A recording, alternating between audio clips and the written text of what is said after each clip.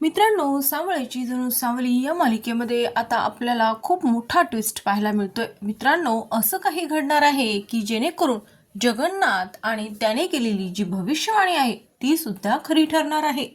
कारण स्वतः तिलोत्तमाने या गोष्टीचा विचार केला आहे. जगन्नाथने तिलोत्तमाला सांगितलेलं असतं की या घरामध्ये पाळणा हलणार तो सुद्धा फक्त सावली आणि सारंगच्या जोडीमुळे. त्यामुळे लवकरात लवकर सावलीला सून म्हणून स्वीकार आणि या गोष्टीचा विचार कर. आपण पाहतो की तिलोत्तमाला सारंगला कॉन्फरन्स मीटिंगसाठी पाठवायचं असतं, परंतु आता सारंग एकटा जाणार नाहीये, कारण की नील आणि चंद्रकांतजींनी पुढचा विचार मांडलेला आहे. कारण की लवकरात लवकर यांचं देवदर्शन हे व्हायला हवं. देवीचं दर्शन, आपल्या कुलदेवताचं दर्शन, कारण की त्यानंतरच त्यांच्या खऱ्या संसाराला सुरुवात होईल असा विचार मात्र स्वतः चंद्रकांतजी तिलोत्तमाला समोर मांडतात. आणि त्यानंतर नील सुद्धा या गोष्टीबद्दल बोलत असतो. तो म्हणतो की किती दिवस झाले यांचं लग्न होऊ, परंतु अजूनही आपण या गोष्टीचा विचार केला नाही. हे काही बरोबर नाही आई, त्यामुळे तू एकदा विचार करून बघ. तेव्हा तिलोत्तमाला सुद्धा ही गोष्ट आवडते, कारण की खरंच त्या दोघांचं लग्न होऊन बरेच दिवस झाले आणि सारंगने लग्न झाल्यानंतर कुलदेवताचं दर्शन घेणं आवश्यक आहे. आणि त्यामुळे तिलोत्तमा म्हणते की सारंग, मी काय सांगते ऐकते ना. परंतु त्या अगोदरच सारंगच्या मनामध्ये मात्र बऱ्याच गोष्टी चालत असतात, कारण की नील आणि चंद्रकांतजींनी अगोदरच सारंगला याबद्दल बोललेलं असतं. त्यामुळे आता आई काय बोलेल आणि नील आणि चंद्रकांतजी या गोष्टींना कसं आईसमोर मांडतील हे मात्र सारंगला कळत नसतं.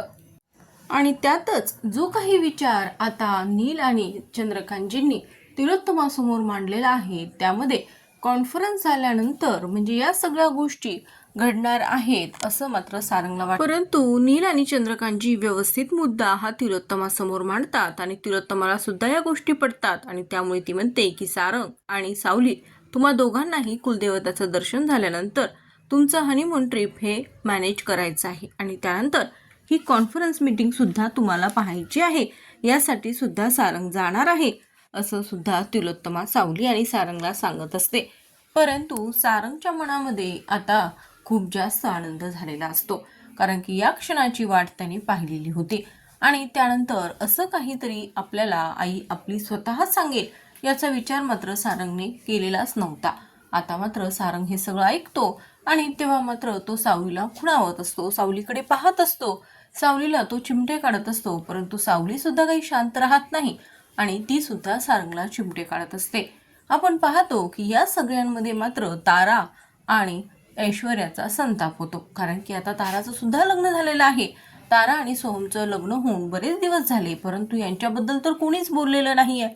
आणि याच गोष्टीचा फायदा मात्र ऐश्वर्या सारंग आणि सावलीचं हनीमून कॅन्सल करण्यासाठी प्लॅन आखत असते. ऐश्वर्या ताराला म्हणते की तारा, अगं तुझं आणि सोहमचं सुद्धा लग्न झालंय, परंतु सोहमला सुद्धा सारंग आणि सावली जात आहेत तर खूप जास्त आनंद होतोय. त्या मूर्ख मुलीसाठी सोहमला नेहमीच आनंद होतो, परंतु या गोष्टीचा त्याने विचार केलेलाच नाहीये. तुझ्यासोबत त्याचं लग्न झालं आहे, तुमचं लव्ह मॅरेज झालेलं आहे, परंतु या गोष्टी तुझ्यासोबत न घडता त्या मुलीसोबत घडत आहेत आणि याचा आनंद मात्र सोहमला सुद्धा होतोय. हे मात्र चुकीचं नाहीये का तारा, असं सुद्धा ऐश्वर्या बोलून दाखवते. ताराला खूप वाईट वाटतं, परंतु तारा मात्र आता पुढे काय करणार हे मात्र महेंद्र कुटुंबामध्ये धक्का देणार असतं. कारण की तारा म्हणते की प्रत्येक वेळेस फक्त सावली आणि सारंगचाच विचार होतो, आमच्या दोघांचा विचार होत नाही, त्यामुळे आता मी हे घर सोडून जाते. परंतु तिलोत्तमा सुद्धा तिला चांगल्या शब्दात सुनावते. ती म्हणते की जर तुला हे घर सोडून जायचं असेल तर तुला या घराचे दरवाजे तुझ्यासाठी कायमचे बंद राहतील. तू विचार करून निर्णय घे असं मला तारा वाटतं. त्यानंतर मात्र तारा थांबते, कारण की तिला माहीत असतं तिलोत्तमा तिचा तत्वाला खूप जास्त धरून राहते आणि जर तिने हे ठरवलं तर पुन्हा मला या घरात येता येणार नाही. आणि जे काही ऐश्वर्या आणि ताराचे कान भरलेले असतात ते सर्व काही फेल जातं, कारण कोणत्याच गोष्टीचा उपयोग हा इथे झालेला दिसत नाही हे मात्र ऐश्वर्याच्या लक्षात येतं. तिलोत्तमाने सुनावल्यानंतर मात्र चांगलेच ताराचे होश उडतात, कारण की जेव्हा तारा तिची बॅग पॅक करून घर सोडण्याचा विचार करते, ती जात असते, तेव्हा मात्र तिलोत्तमा तिला सांगते की हे बघ, लक्षात ठेव, पुन्हा तुला या घराचे दरवाजे हे तुझ्यासाठी कधीच उघडे राहणार नाहीत. तुला कायमचं घर सोडून जावं लागेल. हे ऐकल्यानंतर तारा थांबते. तर आता मित्रांनो, सावळ्याची जणू सावली ही मालिका पाहण्यासाठी चॅनलला सबस्क्राईब करा. व्हिडिओ आवडला असेल तर व्हिडिओला लाईक आणि शेअर करायला मात्र विसरू नका.